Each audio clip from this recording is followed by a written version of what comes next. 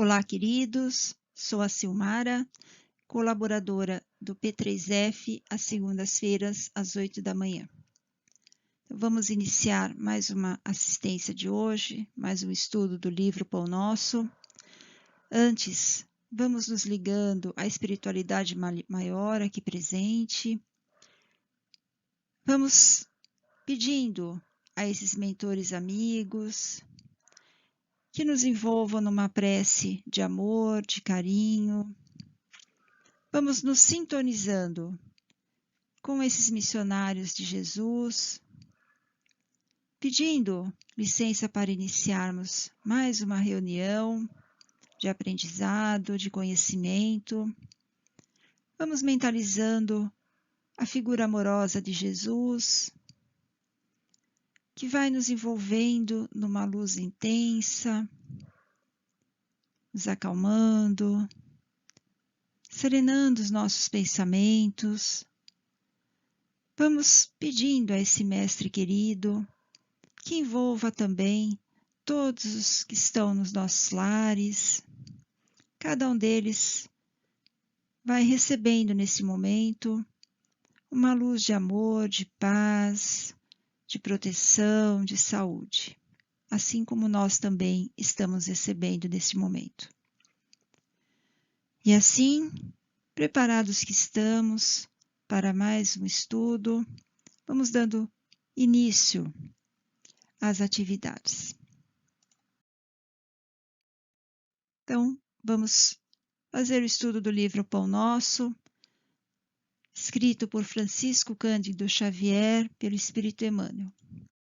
É a lição 155, Contra a Insensatez. A mensagem de Paulo aos Gálatas, capítulo 3, versículo 3. Sois vós tão insensatos que, tendo começado pelo Espírito, acabeis agora pela carne?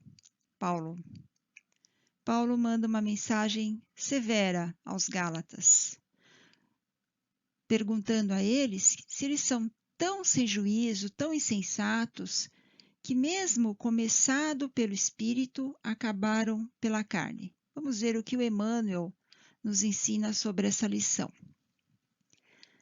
Um dos maiores desastres no caminho dos discípulos é a falsa compreensão com que iniciam o esforço na região superior, marchando em sentido inverso para os círculos da inferioridade.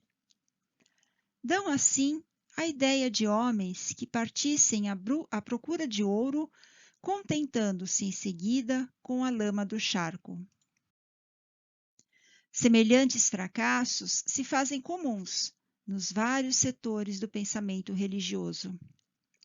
Observamos enfermos que se dirigem à espiritualidade elevada, alimentando nobres impulsos e tomados de preciosas intenções. Conseguida a cura, porém, refletem na melhor maneira de aplicarem as vantagens obtidas na aquisição do dinheiro fácil. Alguns, depois de auxiliados por amigos das esferas sublimadas, em transcendentes questões da vida eterna, pretendem atribuir a esses mesmos benfeitores a função de policiais humanos na pesquisa de objetivos menos dignos. Numerosos aprendizes persistem nos trabalhos do bem. Contudo, eis que aparecem horas menos favoráveis e se entregam, inertes, ao desalento, reclamando prêmio aos minguados anos terrestres em que tentaram servir na lavoura do Mestre Divino e plenamente despreocupados dos períodos multimilenários em que temos sido servidos pelo Senhor. Tais anomalias espirituais que perturbam consideravelmente o esforço dos discípulos procedem dos filtros venenosos compostos pelos pruridos da recompensa. Trabalhemos, pois, contra a expectativa de retribuição, a fim de que prossigamos na tarefa começada em companhia da humildade, portadora de luz imperecível. Nesta lição, então, Paulo alerta aos Gálatas que haviam já conhecido as mensagens de Jesus, sabiam dos motivos que levaram Jesus à crucificação. Ainda que Jesus tenha nos trazido nobres ensinamentos de amor ao próximo, de igualdade entre todos perante Deus, que é o Pai de todos nós, que trouxe ensinamentos de perdão, sobre a caridade com os mais necessitados.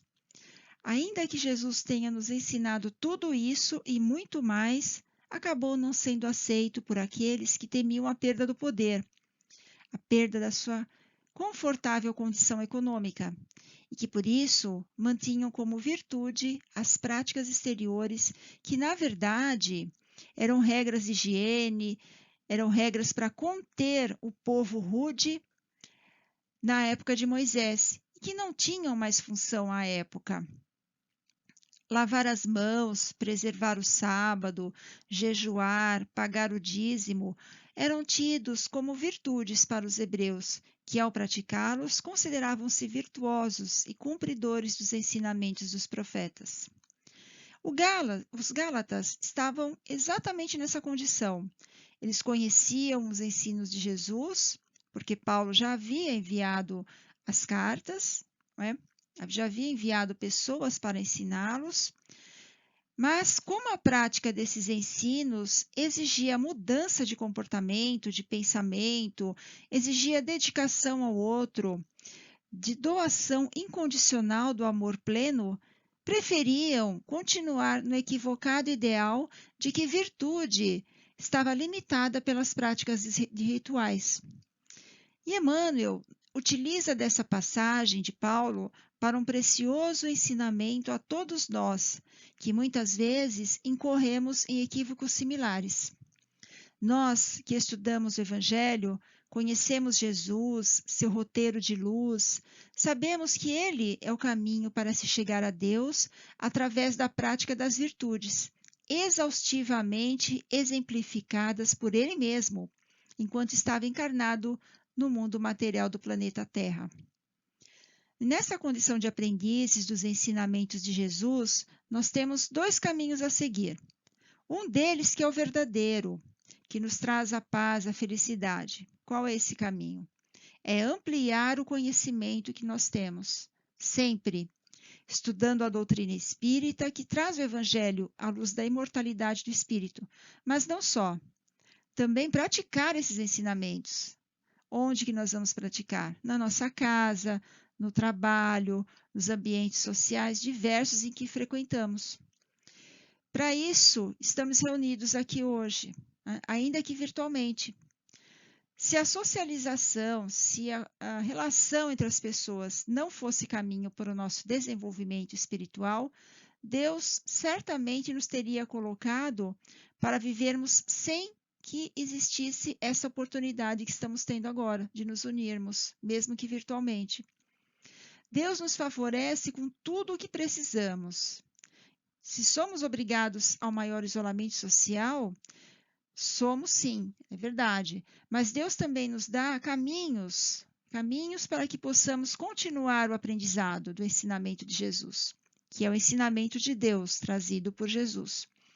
Nos dá oportunidade para que nos mantenhamos unidos, sempre, diariamente, em conversas que nos favorecem para continuarmos esse desenvolvimento espiritual.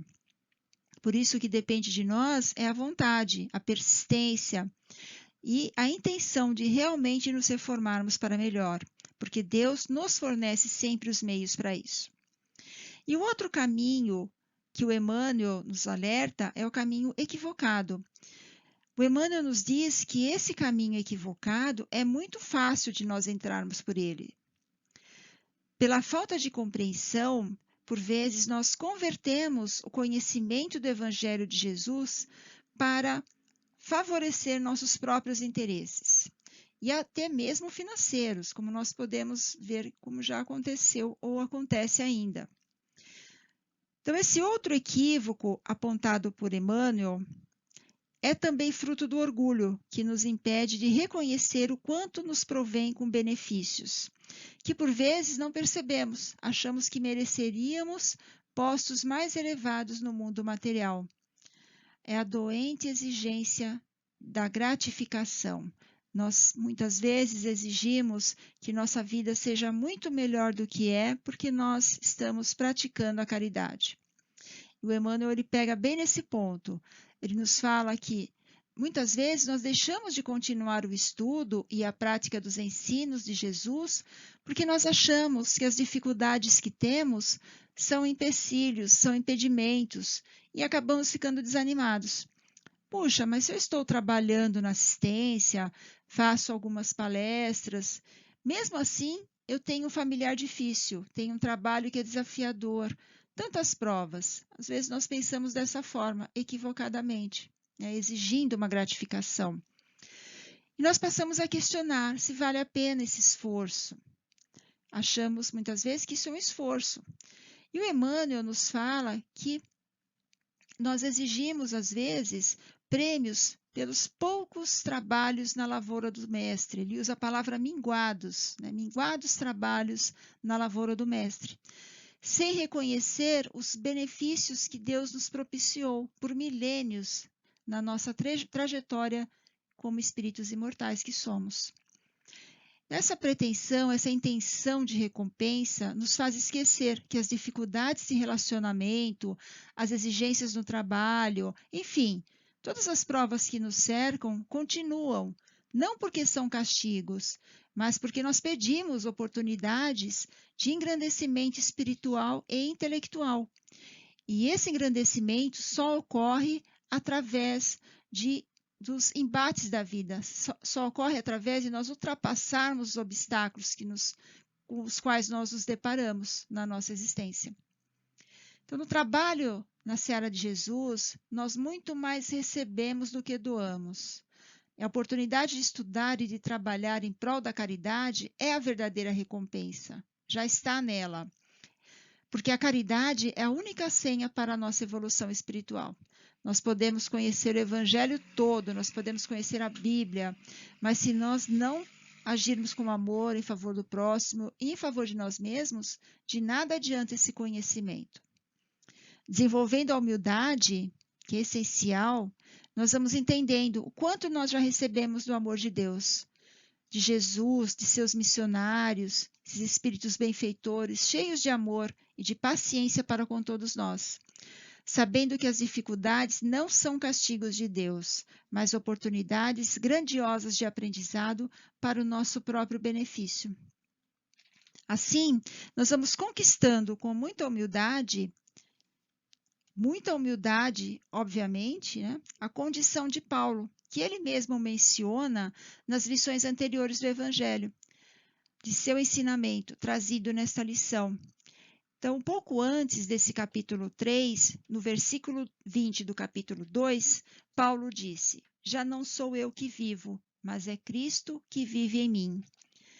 Assim, viver com Jesus em nós é aprender e procurar praticar seus ensinos, assim como Paulo exemplificou com toda excelência.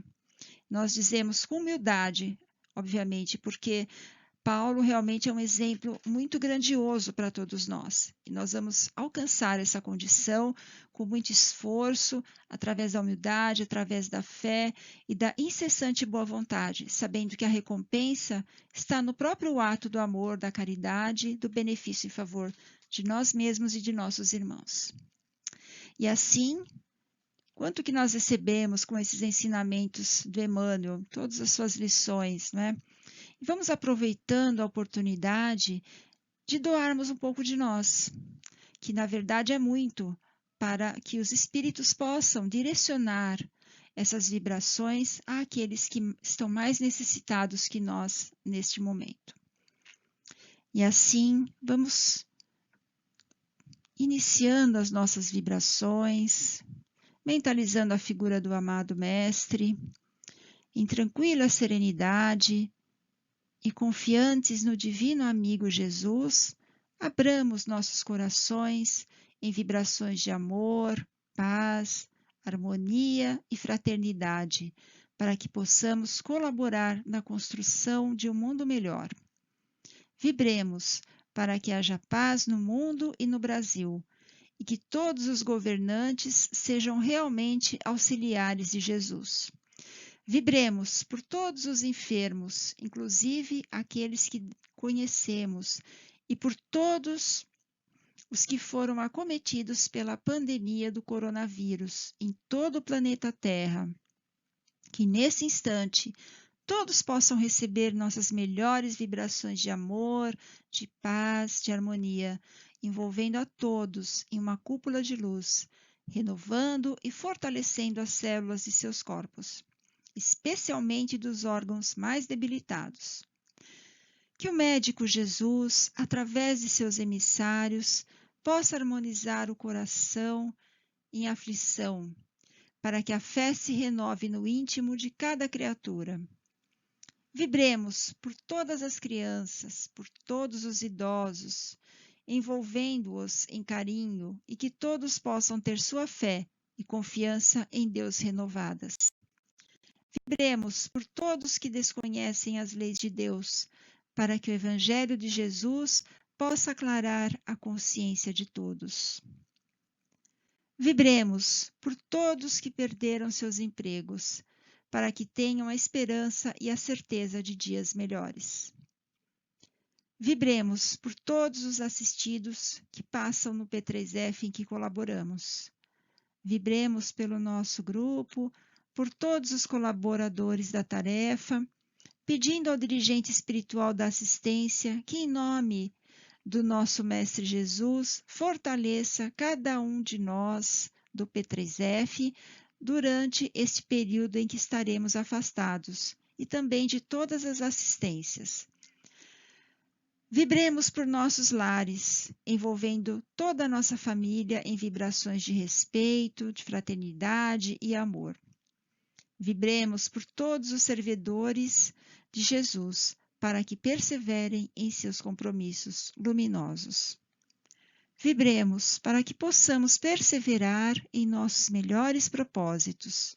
Vibremos pela FESP e seu trabalho de divulgação do Evangelho de Jesus, junto de todos aqueles que ali comparecem em busca de consolação para seus sofrimentos, e também por todos os nomes que estão sendo enviados para vibrações através do WhatsApp, e-mail e Telefesp.